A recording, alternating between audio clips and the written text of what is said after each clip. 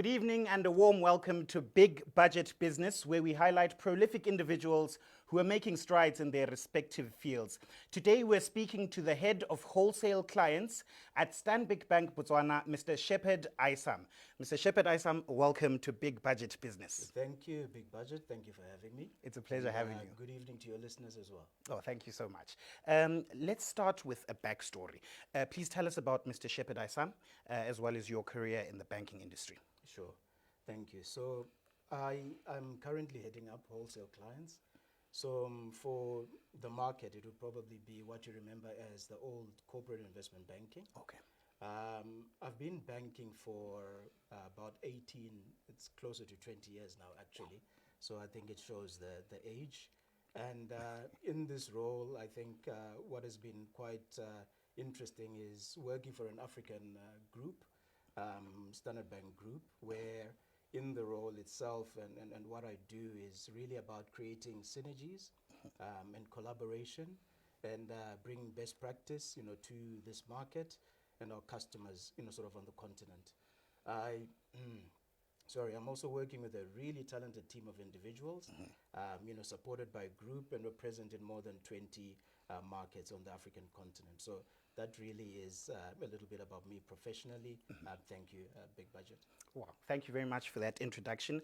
Let me remind our viewers that we are actually live and we've got some awesome hampers courtesy of Stanbic Bank that we'll be giving to 4 lucky viewers. So it could be you. If you've got questions and comments relating to what we'll be speaking about today, put those comments and questions in the comments section. We've also shared a link that you can click on if you would like to engage with us over a call. So today we'll be speaking infrastructure financing as well as PPPs, public-private partnerships. Mr. Aisam, let me start by asking about these particular themes. Maybe you can explain and give definitions and examples. Let's start with infrastructure financing and development. Okay. So maybe if you allow me just to take one step back and just to talk a little bit about just Stanbic and what we are doing in terms of the wholesale sort of clients. All right. So over and above having 670 permanent staff at Stanbic and working significantly to develop our digital sort of infrastructure and capabilities and spending quite a lot of money to make sure that we deliver digitally led experiences and deliver the superior client experience, ecosystems and platforms. We also are participating in various sectors that actually drive our economy. And in those particular sectors, I think the one where we are talking about today is the power and infrastructure, sort of sector. And I felt that maybe for your sake and also for your viewers, just before I actually talk about the theory around what infrastructure development is, because I think that's perhaps maybe the juicier part, but Yes, it can also be quite simple. But I felt maybe I could just take you, if you allow me just 1 minute, just to say why is infrastructure actually critical. Okay. Because I think then that sets a good foundation for you as we go into the definitions of why infrastructure sort of development. Yes, so sir. if you think about infrastructure, Big Budget, it is a catalyst for growth. Why is it a catalyst for growth?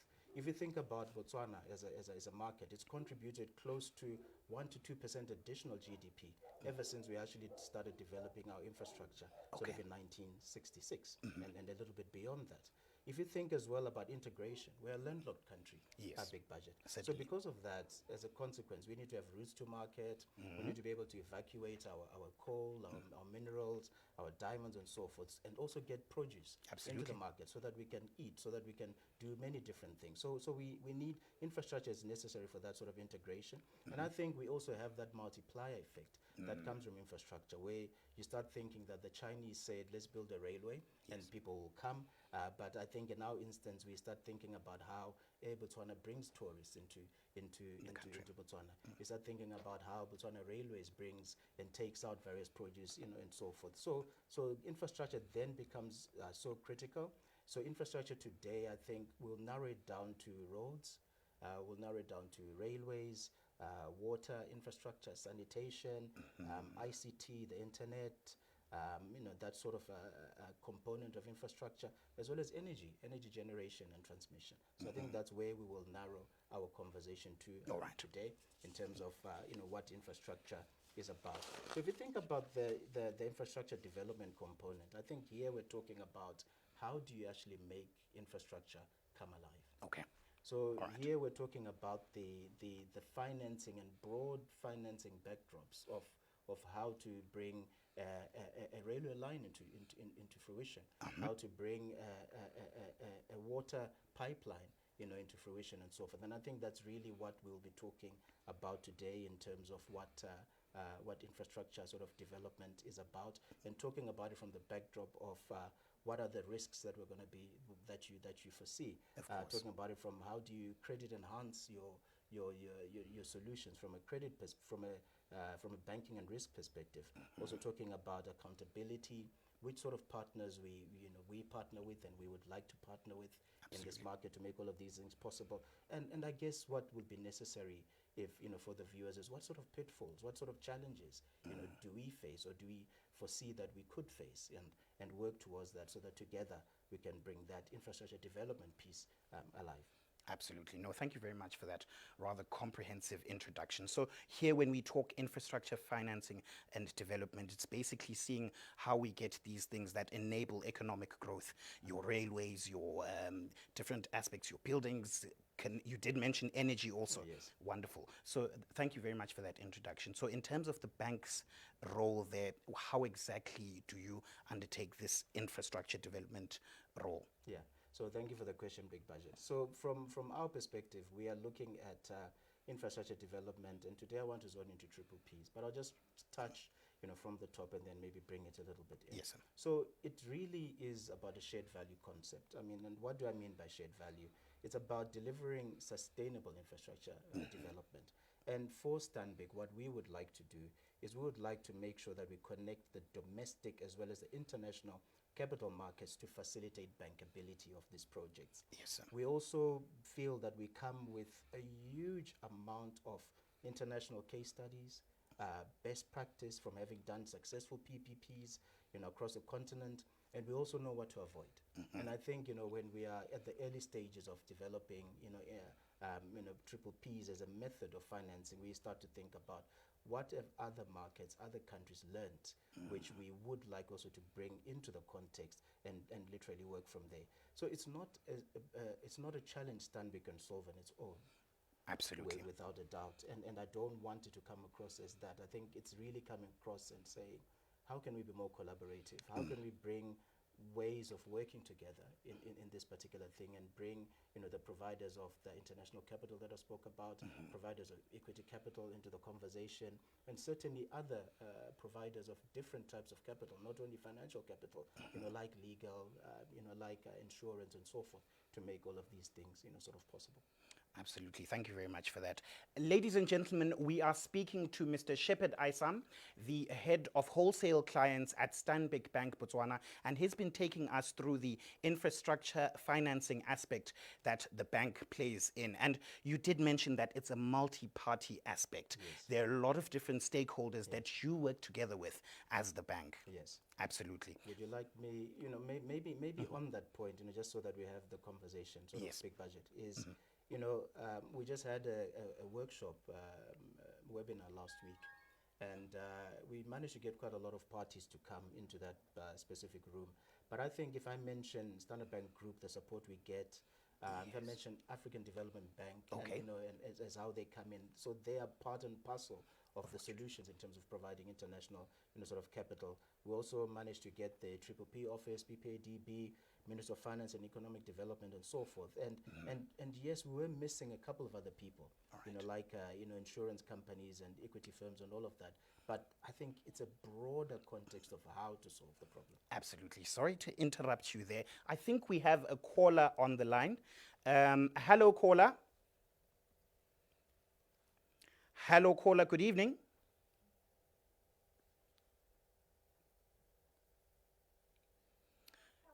Oh, okay. Sorry, we seem to have lost our caller there, but I can see the engagement has started here, and we have a comment from Huitsone Black Molawa, who says, "What an informative session."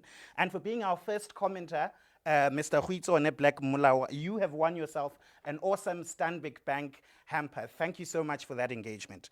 I was saying, ladies and gentlemen, that we have Mr. Shepherd Aisam, who is the head of wholesale clients at Stanbic Bank. So we've been touching on infrastructure. Please do keep your notes there at home so that you can ask your questions and you can comment. If you'd like to call, sorry to the caller that we missed over there. If you'd like to call in, please feel free to do so. I think we have touched on, for the sake of time, we've touched on the infrastructure finance aspect and how you play there as the bank, as well as the stakeholders. Let's talk about this aspect of public private partnerships. Perhaps starting with an introduction of what it is for the viewer at home to understand and how you play in that sector. Sure. So, public public partnerships are not necessarily new. It's an alternative financing solution. I think an innovative financing solution that is increasingly gaining momentum, sort of within Africa. So what does it actually do? It facilitates the delivery of financing for public infrastructure projects. And I think the core construct of that is to make sure that we get out of the conventional methods of funding and come up with a more efficient method of actually getting to sort of private sector infrastructure sort of development. It helps us to collaborate, to partner, because you've got the government, you've got the private institutions, you've got advisors, and it also helps us to become more collaborative in terms of trying to solve the problems and get that efficiency sort of right. But the whole purpose of thinking about this creatively and innovatively has to be about removing the growing pressure on government budgets, to deliver these sort of projects. If you go many years ago, and perhaps maybe even more recently, our government, I think, has been faced with the huge burden of delivering quite a lot of these infrastructure projects by themselves. And if you think about triple Ps, they can be a very effective way to mitigate some of those risks and bring in privately financed and managed projects. Wonderful. Thank you so much for that. So what I gather from you about this public-private aspect is that you're trying to help lighten the burden that government tends to have, especially with our economy where government is a major player, to be honest. Your bank comes in and assists in that regard and also links the private sector as well as the public sector. All right. Maybe just, sorry to interrupt, our comment section is going crazy. We have Norma Googs here who says, one of the reasons I love Stanbic, engagement is 100%. So thank you very much for being here. Thank you very much for that comment. And then Nati Elizabeth Mudimo says, please give us an example of your public-private partnerships. Thank you for that, Nati. And I think that's a really nice example, because I think where the rubber hits the road, and I think some of the challenges we have as well as a market and as financiers, is to try and make sure that we actually showcase one or two projects that actually came into existence. So I think the one that is spoken about quite a lot is, I don't know if you know the Office of the Ombudsman in the main mall. So that is certainly one that came about. Obviously, developer, private capital, as well as the government actually built, sort of that together. Yes, it may seem like a fairly small one, but in the context of Standard Bank Group, and I sit here as well and representing the group, there's quite a lot of projects that we've been involved in. I think over the last couple of years, we've seen Mozambique as an area of growth, and we've participated in ports, in railways, in roads, and even on the food security side within that space in terms of sustainable triple Ps. There are other examples that I would like maybe just for your viewer. The N4 toll road, I think quite a lot of us travel to South Africa here and there, and that's a toll road between the South African government and the Mozambican government, which is a transport sort of sector, triple P, concession. There's hospitals in Lesotho. There's the Walvis Bay corridor in Namibia, and a couple of others. So I think really for us is to showcase that in sub-Saharan Africa, on the continent, there's been quite a lot of investment in this sort of financing method, and would like also to showcase that in our geography and make it come alive. Wow. thank you very much for that. Nati Elizabeth Mudimu, I take it your question has been answered. And you've posted a second comment here which says, otherwise, I'm glad you've hosted Stanbic Bank. Great engagement. And for your engagement, Nati Elizabeth Mudimu, you have also won yourself an awesome Stanbic Bank hamper with some goodies up in there. Wow, thank you very much, Nati, for that. So let's keep the engagement going, ladies and gentlemen. As I said, keep your comments and questions coming. If you'd like to call in, there is a link in this very comment section, and you can also just click on the link to call in as we speak to Mr. Shep Aisam, Head of Wholesale Clients at Stanbic Bank. Now, I think our viewers would like to understand the difference with respect to me as an individual. Are these and organizations and government, as you're speaking, I take it your sector of banking is not necessarily like the one that services individuals. Or who exactly are your targets for infrastructure development and PPP services? Okay. I think it's more exciting to actually tell you, big budget, that we are a fully fledged financial services company. Wonderful.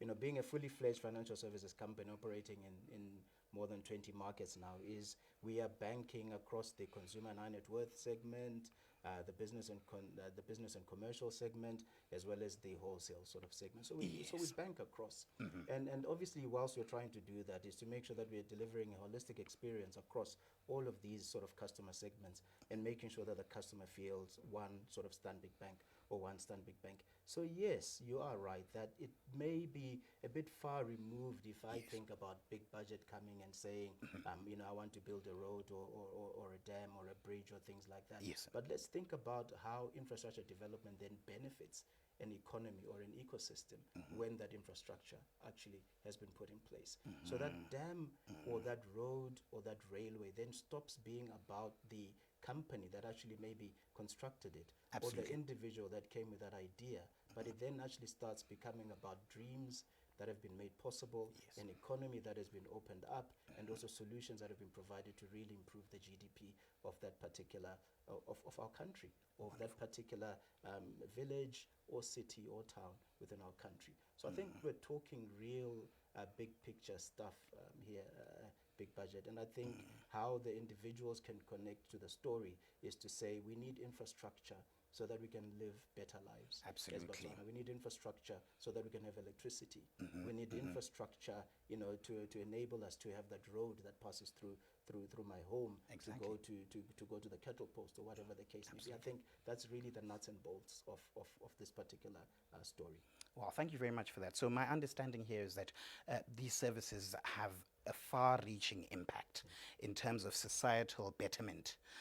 When you provide that infrastructure, kids are now able to go to school, access to products and services in terms of people being accessibility to stores and different aspects. So, wow, it's great to see that what you are doing actually has an impact on the man on the street. Yes. Yes, absolutely. We have a question here from Victor Utsile Molawa, who says, nice one, Shep. Do you finance or support companies doing business outside the country? Victor Utsile Molawa says, do you support companies doing business outside the country? Yes, I mean, why not? I mean, this conversation really is about changing lives regardless of where you are. So we talk about risk office and booking office. So if you want if there's a trade transaction that maybe Victor would like to do, which involves importation or export, please do come and talk to us. I mean, we've got solutions to support that. If there's a particular maybe capital expenditure investment that Victor or his colleagues would like to do, why not? We will certainly be able to. If we can't do it ourselves using our own risk office and booking office here in Botswana, you can imagine that we've got 20 other Standard Bank operations across the continent, where we'll be more than happy to make an introduction and support you to realize your dream. So thank you. Thank you for the question. Thank you very much for that question, Victor Utsile Molawa. We have Nkamu Mereki, who also says, very informative session, Shep. And then Cass the Spoko. Cass the Spoko says, how does Stanbic Bank plan to partner with the local arts industry? I'm not sure how, if your department could speak to that, but how does Stanbic Bank plan to partner with the local arts industry, if you have any idea about that? you have to start thinking about our impact to society. Absolutely. And think about our impact to society, looking at it maybe even from an environmental, social and governance perspective, Yes, but also, in terms of the nuts and bolts, in terms of CSR, where we do quite a lot of engagement within the CSR space. You also need to start thinking about how we work, with our incubator. We've got an incubator right here at close to it's called Mr. Dada's Mall, Yes, by Motor Center, where we call SMMEs. They come through different sectors, so whether it's in arts and media, or whether it's in food and commerce and agriculture, we've got a lot of support that we offer different types of support. It certainly is not only about offering capital, but also a lot to do with financial education, and certainly mentorship, and various other types of support. So yes, we do, and I think more on that can obviously be found from our marketing and division, just to further enhance that conversation. Absolutely. No, thank you for that. So I take it, cast the spoko in terms of ESG aspects. You can speak to the marketing department and the like. We have a comment also from Abigail Issa, who says, very informative and helpful for the average consumer. We love the engagement and information stroke facts on banking. This is eye-opening. Stanbic has always been my favorite. Abigail Issa, thank you so much for your comment. For that comment, we will also give you an awesome Stanbic Bank hamper over here. Thank you for that comment, Abigail Issa. And then we have Khurata, Miss Presi, Ramon Sunyana, who says, well articulated, Shep. And then Sehola Metaha, who also says, great session, Shep. Thank you so much. Our comment section seems to be blowing up. So thank you very much for the engagement. We absolutely appreciate it. There's an opportunity to call if you click on the link in the comment section too. So you can do that if you would like. The next question that I was going to ask has been asked by Naledi Ntuli. And Naledi Ntuli says, where can one access more information with regards to this financing? Just walk into the branches? And then she says, great show, guys. Thanks a lot for that, Naledi Ntuli. Right. So thank you very much for that question, Naledi. I think, we are here. We are available. We've got a website, which we can, give access to, and I'm sure you can post it there after this. And we certainly have, our old, the normal old way of communicate, telephones and things like that. We still have those, and they still work. And more than happy to also get emails. But generally, our branch and our websites are a really great place to go to get quite a lot of information, different types of information. And if you can't get that information from the branches or our points of representation, then feel free to connect with us on an email or on the website, and we will be able to support you. Okay, absolutely. So I take it you've been answered there. Thank you very much for your engagement. Mr. Shep, let me ask, do you have any final thoughts and further encouragement to the public at large to take advantage of Stanbic Bank's varied offerings? Well, I think it has to be very heartwarming for us to be invited to join you, BigBudget, because it's a privilege and we don't take it for granted. Thank you so much. Through COVID, we've gotten to a place as a bank where we're absolutely certain about our purpose in terms of building, sustaining Botswana's growth. And from that context, we feel each and every individual matters.